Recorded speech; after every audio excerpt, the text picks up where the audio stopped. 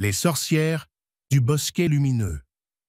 Dans une clairière ensoleillée, cachée au cœur d'une grande forêt, vivaient 3 sorcières, Willow, Ethel et une autre sorcière, qu'elles appelaient affectueusement Rosaline. Contrairement aux autres sorcières, que l'on imagine souvent entourées de mystères sombres, celles-ci aimaient travailler à la lumière du jour. Elles se levaient avec le soleil pour concocter leurs potions, chanter des sorts joyeux et veiller sur la forêt qui les entourait. Willow, la plus ancienne, avait des cheveux argentés qui scintillaient sous le soleil comme des toiles d'araignée lumineuses. Elle était experte en potions curatives et en charmes d'animaux. Rosaline, sa sœur plus jeune, mais aussi très sage, aimait particulièrement parler aux arbres et aux oiseaux, qui lui racontaient tous les secrets de la forêt.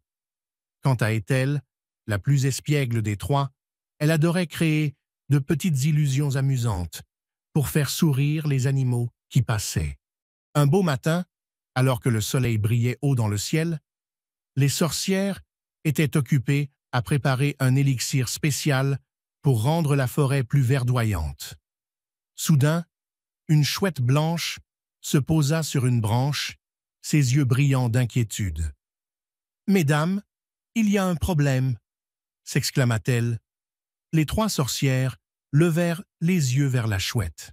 « Que se passe-t-il, Hebe ?» demanda Rosaline en s'approchant. « Un orage magique se prépare, et il risque de détruire toute la clairière. » Les sorcières échangèrent des regards inquiets. Un orage magique était très rare, et sa puissance pouvait être dévastatrice.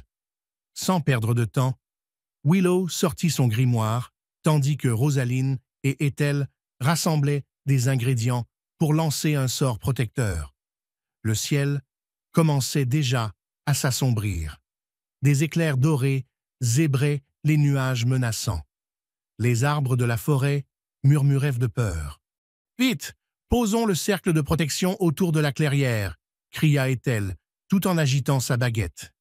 Les 3 sorcières travaillèrent ensemble, leurs pouvoirs combinés illuminant la forêt de lumières éclatantes.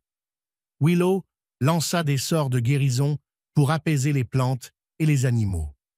Rosaline fit pousser des branches protectrices au-dessus de la clairière, et Ethel utilisa ses illusions pour dévier les éclairs.